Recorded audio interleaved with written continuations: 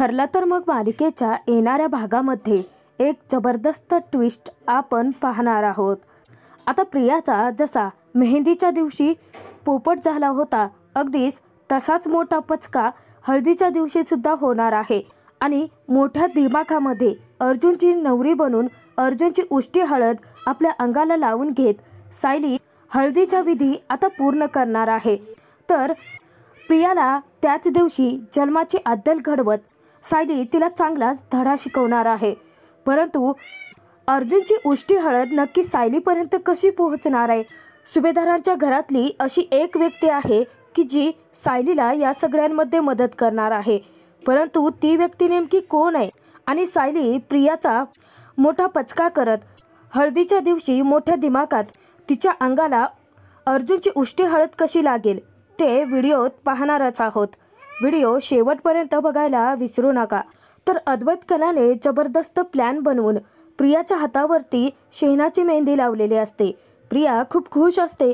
तिला वाटत असतं की सायलीच्या नाकावरती टिचून तिने स्वतःचा मेहंदीचा कार्यक्रम पार पाडला आणि लवकरच ती अर्जुनची होईल। परंतु दिवसाढवळ्या पूर्ण न होणारी स्वप्न पाहणारी प्रिया आता चांगलीच तोंडघशी पडते। तर अस्मिता, कल्पना, पूर्णाची प्रियाला म्हणतात की तन्वी, अगं आता हात धुवायला काही हरकत नाही आहे। अस्मिता तिला चिडवते की तन्वी, मलाही खात्री आहे अर्जुनचं तुझ्यावरती नक्कीच प्रेम असेल आणि तुझी मेहंदी खूप छान रंगेलही। तेव्हा प्रिया खूप लाजते। तर कल्पनाही म्हणते की हो तन्वी, तू ना लवकरात लवकर हात धुवून ये आणि आम्हाला दाखव बरं तुझी मेहंदी नक्की कशी रंगली येते। तेव्हा प्रिया खूप खुश असते। तर पटकन जाऊन ज्यावेळी ती हात धुते, प्रियाच्या पायाखालची जमीनच हादरते। कारण प्रिया ठणठण गोपाळ हात रिकामा घेऊनच सुभेदारांच्या समोर येते आणि मोठा कांगावा करायला लागते की माझ्या हातावरची मेहंदी गायब झाली आहे। तर ज्यावेळेस कल्पना, पूर्णाची, अस्मिता, प्रतिमा प्रियाचा हात पाहतात तर अगदी हात कोरा असतो। तिच्या हातावरती काढलेली मेहंदी गायब होते। हा तिच्या मेहंदीच्या कार्यक्रमाच्या दिवशीच मोठा अपशकुन झाला असं पूर्णाचीला वाटत असतं।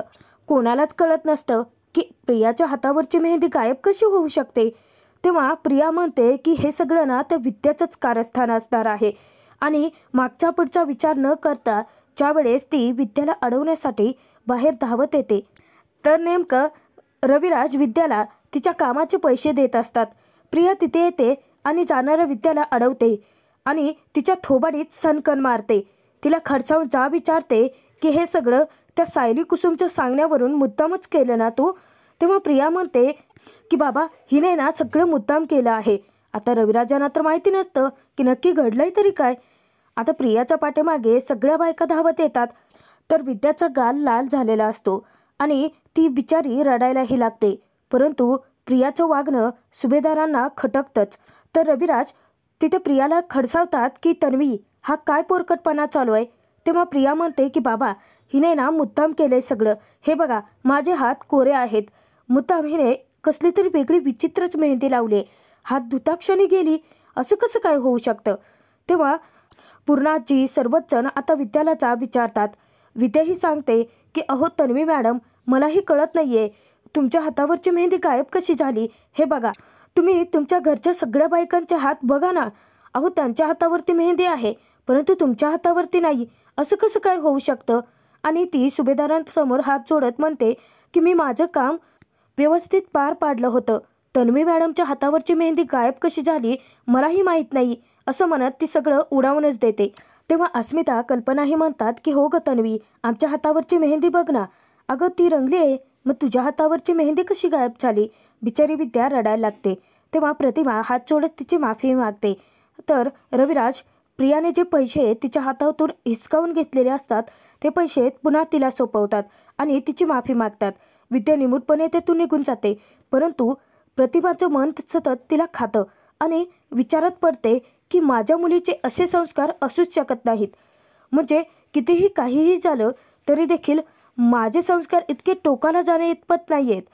मला अजूनही का वाटतं की सायलीच माझी मुलगी असावी। रविराज प्रतिमाला खूपच वाईट वाटतं आणि ते प्रियालाही खडसावतात की असं टोकाचं पाऊल उचलणं चुकीचं आहे। तू त्या विद्याला असं डायरेक्ट मारायला नको होतं। तेव्हा प्रिया चिडते तर प्रताप कल्पना त्यांना समजावतात की हे बघा, प्रियाच्या हातावरची म्हणजे आपल्या तन्वीच्या हातावरची मेहंदी अचानक गायब झाली ना.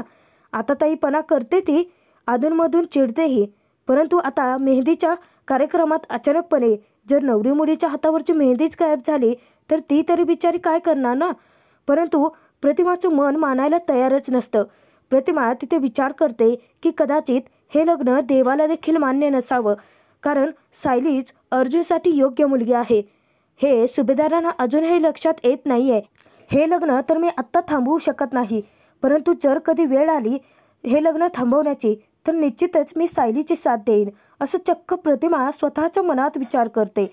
तर इकडे ज्यावेळेस विद्या येते तेव्हा ती सायलीची भेट घेते आणि घडला सगळा प्रकार तिच्या कानावरती घालते. तेव्हा सायली कुसुमला मोठा धक्काच बसतो. बिचारी त्यांच्यासमोर आता ढसाढसा रडायला लागते. तेव्हा सायली खूप चिडते आणि कुसुमला म्हणते की कुसुमताई, या प्रियाचं ना आता सगळं अतिच होतंय. आजपर्यंत तिची प्रत्येक गोष्ट आम्ही सहन केली, परंतु आता इथून पुढे नाही. तिला धडा तर शिकवायलाच हवाय. आणि काहीही झालं ना कुसुमताई, तरी मी तिला माझ्या वरचढ आता ठरूच देणार नाही. तर सायली स्वतः विद्याची देखील माफी मागते, परंतु विद्याने हे सगळं सायली, कुसुम, अद्वैत कलाच्या सांगण्यावरून केलेलं असतं. तेव्हा तिथे आता कुसुम विचारते की सायली, आता पुढे आपण काय करणार आहोत? नाही म्हणजे तुझ्या डोक्यात काहीतरी प्लॅन असेलच ना. तेव्हा सायली म्हणते की मी असं गप्प बसणाऱ्यातली नाही आहे कुसुमताई. सुभेदारांच्या घरात देखील माझी माणसं पेरलेली आहेतच. चैतन्य भाऊजीला जरी प्रियाने अर्जुन सरांपासून दूर केलं तरीही तिला अजून माहीत नाही आहे मी नक्की काय करू शकते ते. कुसुमताई विचारते की आता काय करायचं आहे. तेव्हा सायली म्हणते की आता हळदीच्या दिवसाची वाट बघायची आहे आणि त्या दिवशी आपली मदत करण्यासाठी सुभेदारांच्या घरात एक माणूस आहे. तेव्हा कुसुमला तर काही थांगपत्ताच नसतो, परंतु आता हळदीचा दिवस उजाडतो आणि सायलीचं फुल प्रूफ प्लॅनिंग हे ठरलेलंच असतं. इकडे प्रिया सायलीचं बोलणं आठवते आणि ती आता तिचा चांगला थरकाप उडालेला असतो. तर घाबरलेली प्रिया अस्मिताला विचारते की आता पुढे हळदीचा कार्यक्रम होणार आहे, या सगळ्यांमध्ये या सर्व विधी नीट पार तर पडतील ना. तेव्हा अस्मिता म्हणते की तन्वी, कशाला उगाच टेन्शन घेतेत, सगळं नीटच होईल. तेव्हा प्रिया म्हणते की मेहंदीच्या दिवशी काय झालं तुलाही माहिती आहे ना गं अस्मिता, मला ना आता खरंच भीती वाटते. तेव्हा अस्मिता विचारते की अगं परंतु तू तर खूप धसका घेतलायस ग तन्वी.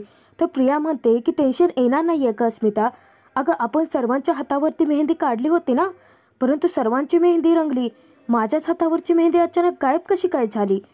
तर प्रिया म्हणते की मला ना आता खात्रीच पटले, त्या सायलीने त्या दिवशी ना मला धमकी दिली होती की ती माझ्या घातलेल्या मांडवात अर्जुनशी लग्न करेल. तेव्हा अस्मिता धक्क्याने विचारते की काय सांगतेस तन्वी, अगं मग हे सगळं तुम्हाला आधी सांगायला हवं होतं. खरं तर हे सगळं आपण पूर्णाजीच्या कानावरती घालायला हवं आहे.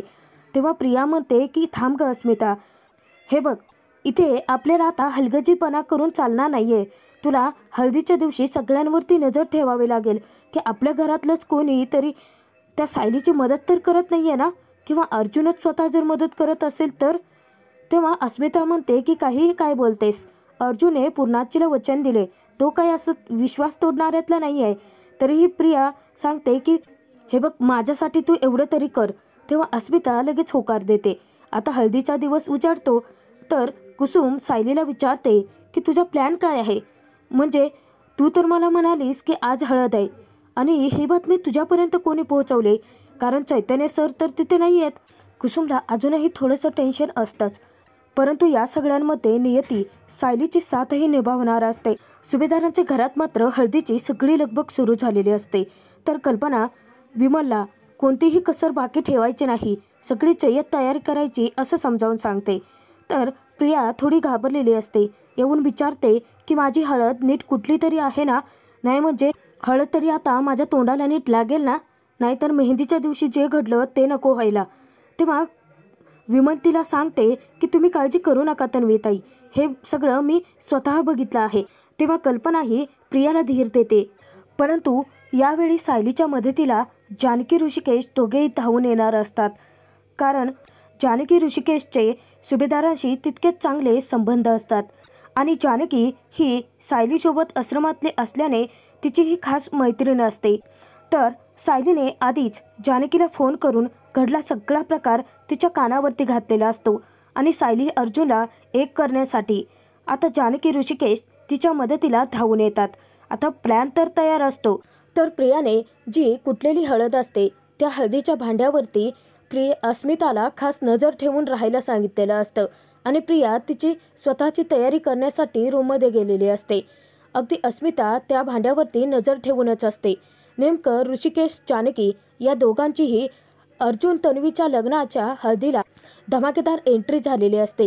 सुभेदार तिथे त्या दोघांचंही तितकंच मनापासून स्वागत करतात. तर काहीही करून जानकीला अर्जुनची उष्टी हळद ही सायलीपर्यंत पोहोचवायची असते आणि ऋषिकेश देखील तिच्या मदतीतच असतो आणि त्यांचं दोघांचाही प्लॅन ठरलेला असतो. कुसुम इकडे खूपच टेन्शनमध्ये असते. कुसुम सायलीला विचारते की अगं सायली, तुझा प्लॅन नक्की आहे तरी काय? तू काहीही सांगितलेलं नाही आहे. हे बघ, आता ना मला धीरही धरवत नाही आहे आणि खूप टेन्शनही आले, खूप भीतीही वाटते की अगं तुझा प्लॅन सक्सेस होईल ना. तेव्हा सायली कुसुमला समजावते की कुसुम ताई, अगं उगाचच काळजी करूच नकोस तू. अर्जुन सरांची उष्टी हळद फक्त माझ्या अंगाला लागणार आणि तू ते बघतच राहा. सायली मनात विचार करते की अर्जुन सर, मला तुमची खरंच खूप आठवण येते आहे. तुमच्याशी कॉन्टॅक्ट तर होत नाही आहे, तुम्हाला फोन लागत नाही आहे, तुमच्याशी माझं कसलंच बोलणंही होत नाही, परंतु मला खात्री आहे की तुमची उष्टी हळद ही मलाच लागणार आणि त्या प्रियाला मी चांगलाच धडा शिकवणार आहे. ऋषिकेश अर्जुनला भेटतो आणि अर्जुनची समजूत घालतो की हे बघ, तुझं आणि सायली वहिनीचं प्रेम अगदी खरं आहे, त्यामुळे तू काळजी तर करूच नकोस. मला देखील असंच वाटतं आहे की नक्कीच काही ना काहीतरी चमत्कार घडेल आणि तुम्ही दोघं एकत्र याल, कारण प्रेम ही खूप चांगली आणि सुंदर भावना आहे आणि तुम्हा दोघांचं तर एकमेकांवरती किती जीवापाड प्रेम आहे, एकमेकांवरती तितकाच विश्वासही आहे आणि तुमचं नातं असं तकलादू नाही आहे की एका फटक्यात तुटून जावं. तुमच्या लग्नाची गाठ जर त्या देवाने बांधली असेल ना, तर तोच देव तुम्हाला एकत्र पुन्हा घेऊन येईल. तर ऋषिकेशच्या बोलण्याने अर्जुनला धीर येतो, जसं अद्वैतच्या बोलण्याने आलेला असतो. तर ऋषिकेशला घट्टमिठी मारत अर्जुन त्याला आभार मानत म्हणतो की थँक्यू सो मच. माझ्या सगळ्या आशा संपल्या होत्या, परंतु आता ज्या लग्नाच्या विधी चालू झालेत तेव्हापासून तर असं वाटतंय की कदाचित सायली पुन्हा मला कधीच भेटणार नाही, परंतु तुझ्या बोलण्याने मला धीर आला आहे. मलाही आता असंच वाटतंय की नक्कीच काहीतरी मिरॅकल घडेल आणि माझी सायली मला पुन्हा मिळेल. आता इकडे ठरल्या प्लॅनप्रमाणे जानकी अर्जुन प्रियाची जी हळद चालू झालेली असते त्यात अर्जुनला सुरुवातीला हळद लावली जाणार असते आणि एक एक करत सगळेच सुभेदार तिथे अर्जुनला हळद लावत असतात. सर्वच जण खूप खुश असतात, परंतु बिचारा अर्जुन एकटा पडलेला असतो आणि सतत त्याला त्याच्या सायलीची आठवण येते की माझ्या सायलीसोबत माझ्या अंगाला जर हळद लागली असती तर किती बरं झालं असतं, असं त्याला मनातून वाटत असतं. बिचारा खूप खचून गेलेला असतो, परंतु स्वार्थी निर्दयी सुभेदार मात्र स्वतःच्या स्वार्थाचाच विचार करत असतात. ज्यावेळेस अर्जुनला हळद लावून होते त्यावेळेस त्याची सगळी हळद उतरवलेली असते आणि ती एका भांड्यामध्ये ठेवलेली असते. तेव्हा आता प्रियाला हळद लावायची असते, तर जानकी काहीही करून ते भांडं आपल्यापाशी मिळवण्यासाठी खूप प्रयत्न करत असते, परंतु अस्मिता शुंभासारखी तिथे त्या भांड्यावरती नजरच ठेवून असते. तर तिथे आता प्रियाला हळद लावणार प्रिया तिच्या रूममध्ये तयार होते. तेव्हा जानकी मुद्दामच म्हणते अस्मिताला की अस्मिता, म्हणजे आपण कित्येक दिवसानंतर भेटतो आहोत ना, बघ ना गं तन्वी किती वेळ झालं अजून येतच नाही आहे. तेव्हा कल्पनाला मुद्दामच जानकी म्हणते की तन्वी अजून आलेलीच नाही आहे, खूप उशीर होतोय ना, म्हणजे अर्जुनची हळद तर उतरवली आहे. तेव्हा कल्पना अस्मिताला म्हणते की जाग तन्वी काय करते ते बघून ये, अगं तयार व्हायला इतका उशीर कसा काय लागतो तिला. तेव्हा अस्मिता म्हणते की नाही मम्मा, हे बघ या भांड्यावरती मी नजर ठेवून आहे ना, त्यामुळे. तेव्हा कल्पना म्हणते की अस्मिता, तुला एकदा सांगितलेलं कळत नाही का, जा, तुला या भांड्यावरती नजर ठेवायची आहे ना ती मी ठेवते, परंतु तू जा बरं. आता जानकीचं काम आणखीनच सोपं होतं. अस्मिता प्रियाला आणण्यासाठी तिच्या रूममध्ये जाते आणि कल्पनालाही नेमकं विमलचं एक काम आठवतं.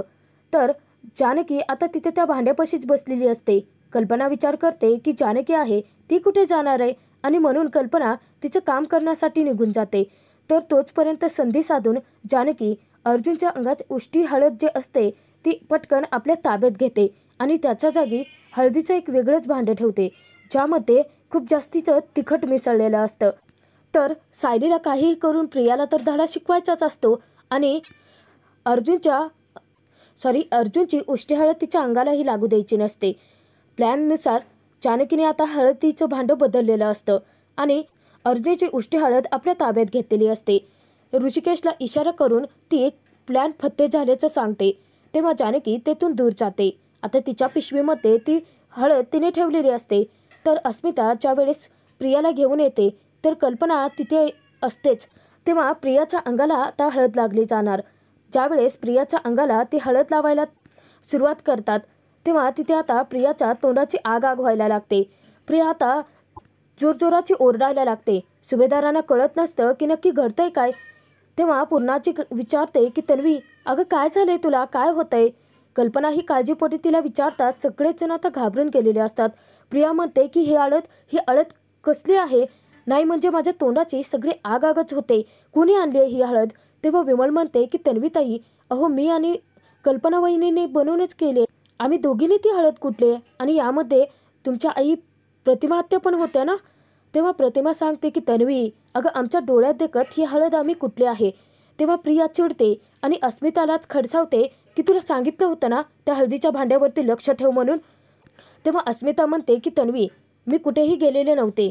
हे बघ, ज्यावेळेस मी तू तयार झाली का हे पाहण्यासाठी आले होते तेव्हा मम्माने त्या भांड्यावरती लक्ष ठेवलं होतं, हो की नाही मम्मा. तेव्हा कल्पना म्हणते की हो, आणि तिथे तर कोणी आलंही नव्हतं.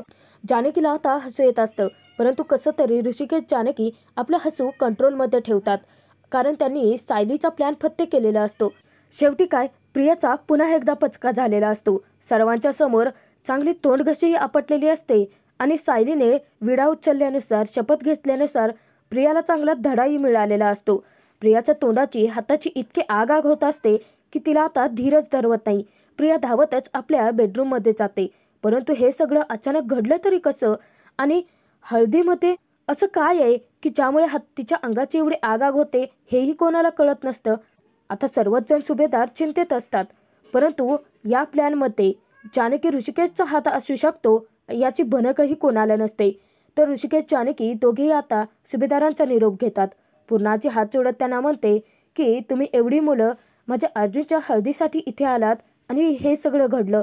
तेव्हा जानकी म्हणते की पूर्णाची, आम्ही समजून घेऊ शकतो, काहीतरी गडबड झाली असेल, परंतु तुम्ही काळजी करू नका, काही होणार नाहीये तन्वीला. तर प्रिया आता तिथे तिच्या अंगाची हळद उतरवलेली असते, म्हणजे तिने धुतलेलं असतं अंग, परंतु तिच्या तोंडाची इतकी आग होत असते की तिला दमच निघत नसतो. तेव्हा जानकी मुद्दामच तिला सल्ला देते की तू ना एक काम कर, शेण आहे ना ते लाव, म्हणजे अंगाची आग जी आहे ना ती त्याच्या गारव्याने कमी होईल. तेव्हा प्रिया म्हणते की शी, मी काय तोंडाला आता शेण लावायचं आहे का, आणि ती जानकीवरतीच ओरडते. तेव्हा ऋषिकेश जानकीला हसू येत असतं प्रियाची अवस्था पाहून, परंतु ते दोघेही गप्प असतात. तर ऋषिकेश जानकी दोघेही सुभेदारांचा निरोप घेतात, तेथून जातात. प्रियाला जन्माची अद्दल घडलेली असते आणि दोघेही जाऊन आधी सायलीची भेट घेतात. ज्यावेळेस सायलीला ते भेटतात तेव्हा सायली जानकी दोघीही मैत्रिणी खूप दिवसानंतर भेटून खूप खुश असतात. एकमेकींना खट्टमिठी मारतात. आता त्यांच्या जुन्या आठवणींना उजाळाही आलेला असतो आणि त्याचबरोबर सायलीचं कामही जानकीने फत्ते केलेलं असतं. तर जानकी सायलीला सांगते की हे बघ, ही अर्जुनची उष्टी हळद मी तुझ्यासाठी आणली आहे. तेव्हा कुसुम विचारते की म्हणजे सायली, या प्लॅनमध्ये तू जानकीला सामील करून घेतलं होतंस. तेव्हा सायली म्हणते की मी म्हटलं होतं ना कुसुमताई, आपली माणसं जिथे तिथे आपल्यासाठी आहेत, तू काळजी करू नकोस. अर्जुन सरांची उष्टी हळद तर माझ्याच अंगाला लागणार. तेव्हा कुसुम खूप खुश होते. तर सायली खूप छान अशी तयार झालेली असते. जानकीने स्वतः तिला तयार केलेलं असतं. त्यानंतर सायलीच्या हळदीच्या कार्यक्रमाला सुरुवात होते. जानकी, कुसुम दोघेही अगदी आनंदाने सायलीच्या अंगाला अर्जुनची उष्टी हळद लावतात. तर सायलीच्या चेहऱ्यावरती एक सुंदरसा ग्लो आलेला असतो आणि शेवटी सायलीने जे म्हटले ते खरं करून दाखवलेलं असतं. सायली आता खूपच खुश असते आणि ती जानकी ऋषिकेशचे आभारच मानते. तेव्हा जानकी जाता जाता सायलीला निरोप देते की हे बघ, आज अर्जुनच्या अंगाची उष्टी हळद तुला लागली आहे, परंतु लवकरच तूच अर्जुनची होणार. आणि यामध्ये जर अजूनही आमची मदत लागली तर आम्हाला नक्की कळव. दोघेही आता निरोप घेतात. सायली खूप खुश असते, परंतु प्रियाची मात्र तोंडाची आगा काही कमी होत नसते. सायलीने पुन्हा एकदा शपथ घेतल्यानुसार प्रियाचा चांगलाच पचका करून जानकी ऋषिकेशच्या मदतीने अर्जुनच्या अंगाची उष्टी हळद आपल्याला लावून घेत हे सिद्ध करून दाखवलं आहे की शेवटी सायलीच अर्जुनची पत्नी होणार. परंतु ऐनवेळी लग्नात प्रियाने घातलेल्या मांडवातच सायली अर्जुनशी लग्न कसं करेल ते पाहणं तितकंच